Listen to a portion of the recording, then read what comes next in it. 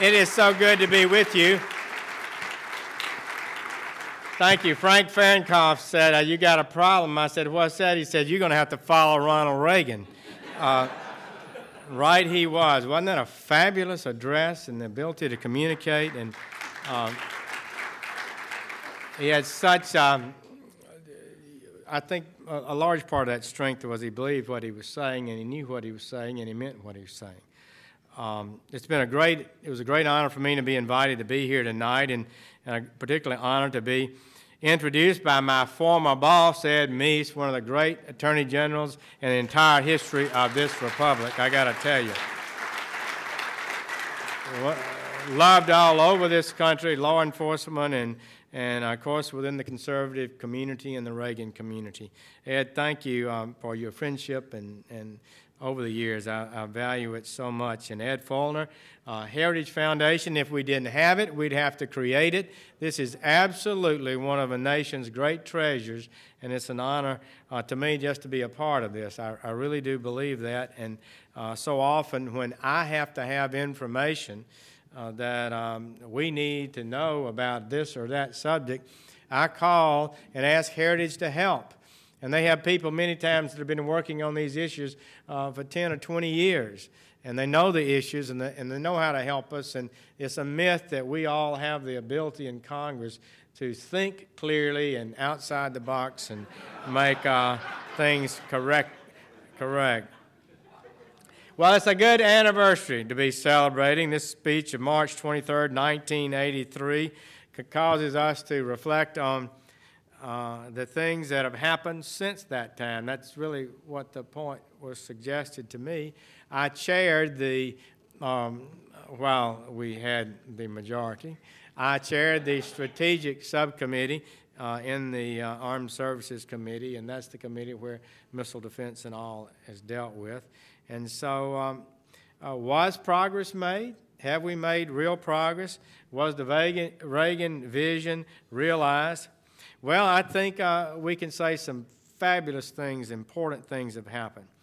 There was established the Department of Defense-wide organization, now called the Missile Defense Agency, employing almost 3,000 people and dedicated to defending America from missile attack.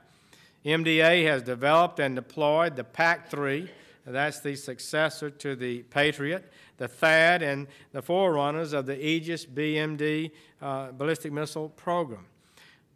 President Bush faced down those with the fevered brows, the same crowd Reagan faced, and took an essential step, as others have said, in this entire process by withdrawing from the ABM Treaty in 2002, as we had every legal right to do. But I tell you what I would say about the ABM Treaty. You heard them talk about it like it was the biggest and most important thing, and this was going to affect our relationship. It was a little old bitty treaty. All it basically said is you could not deploy a missile defense system, and that's what we were doing. I mean, we had made a decision to deploy a missile defense system, and you couldn't do it. Under the Clinton administration, they had tried to claim that we were doing research and all of that, which cost us more money, put us on a very bad path, and President Bush and Vice President Cheney was so correct to take the step to just get us out of that treaty so we could go forward. And you heard all the warnings about how bad this would be, but has it turned out to be a problem for us that we got out of the treaty? I suggest not.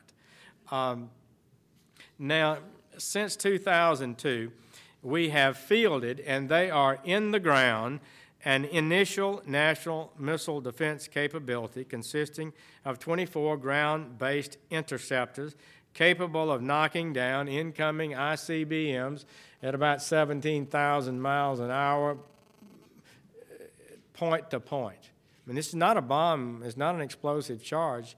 It's just moving so fast, like when Trey Obering and his team and the Navy and the SM-3 group were able to knock that satellite down. It was just the power of the collision basically vaporized it. And they did not want to hit the solar panels. They wanted to hit the center part of it, and every bit of the evidence indicates they hit exactly that spot and destroyed it completely, as we hope to do.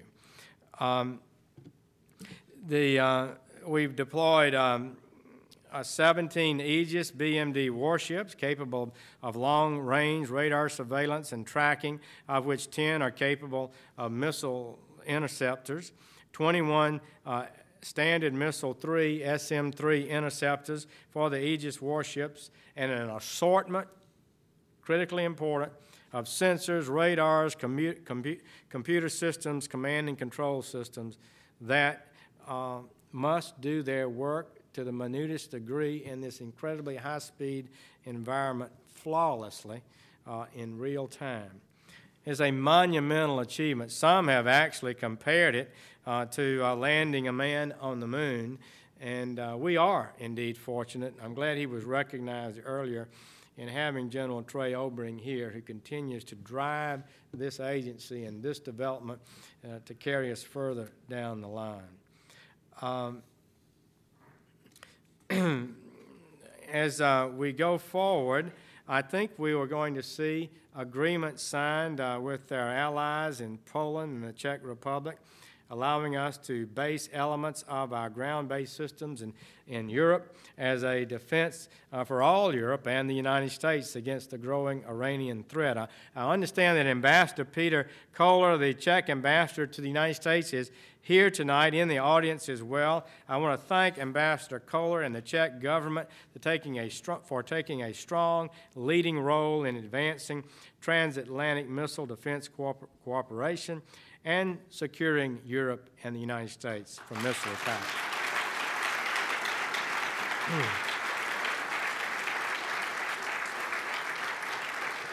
We definitely need to keep that program on track. We had bipartisan support last year, and we always, and I remain confident that we will be successful in maintaining that this year in the Congress, and President Bush remains, of course, fully committed to the project.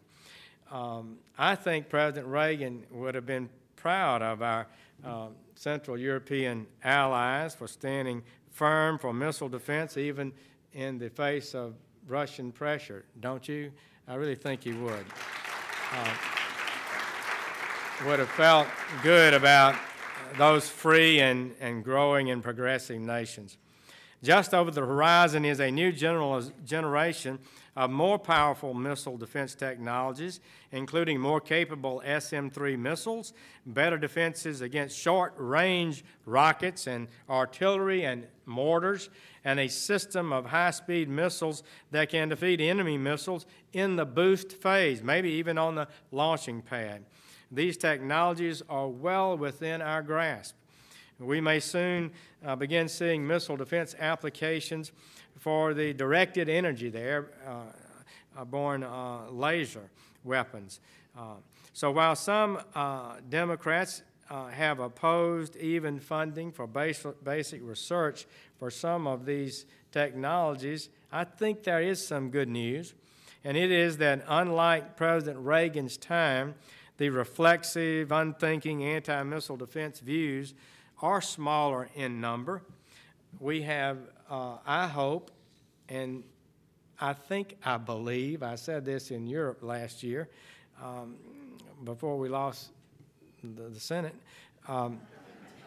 but I said I believe we had crossed the Rubicon. Surely we're not going to go back. The Democrats on our defense committees this past year, when they had their newly gained majority, they did nibble away at some of the missile defense funding, but they did not slash it in their first year back in charge. The Democratic majority cut the president's missile defense request only about 3%. With some caution, I would say that missile defense has moved from just being a conservative cause, a Reagan vision, but it has become, I hope and believe, a national commitment that we must complete, and I believe we will complete it. I felt, I made a mistake after we were debating this issue, and the North Koreans launched their Taepodong missile on July 4th. You remember that? And all the talk shows with a buzz about it. For the first time, we began to discuss this issue. And so I offered an amendment to add $45 million to the missile defense budget. The mistake was it was passed unanimously. Everybody said, Sessions, you should have asked for a lot more while you had them. But we've had some good debates. I used to quote Henry Kissinger's response to the arguments against missile defense. He said, I never heard of a nation whose policy it is to remain vulnerable to attack at a time when totalitarian dictators and Islamic radicals are developing means to threaten the United States and our allies with missiles carrying weapons of mass destruction. And when the North Koreans have launched their missiles,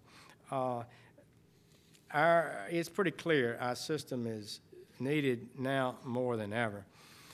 Edward Teller has been referred to, the Hungarian scientist who was present and active at the creation of SDI.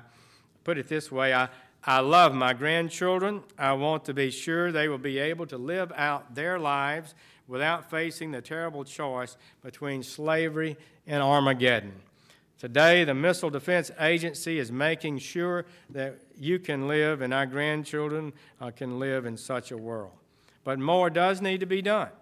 We spend less than $10 billion on NMD, about 2% of our defense budget, including all our other missile programs, and that does include the THAAD and the Patriot and so forth. The momentum must not be lost. Our systems must get more robust and capable because history teaches us our enemies will not stand still. And as we continue to expand our systems and our cooperation with allies in Europe and Asia, I do believe President Reagan would be pleased that his vision was maintained through good and bad times till it has been deployed and made our people safer from attack. So I thank the Heritage Foundation for allowing me to speak before this distinguished gathering on this vital topic at this time of celebration of an historic event. We still have our work cut out for us if President Reagan's full vision is to become a reality. But with this team and the fine, magnificent military leaders that we have on our side, I am confident we'll be able to do it. Thank you so much.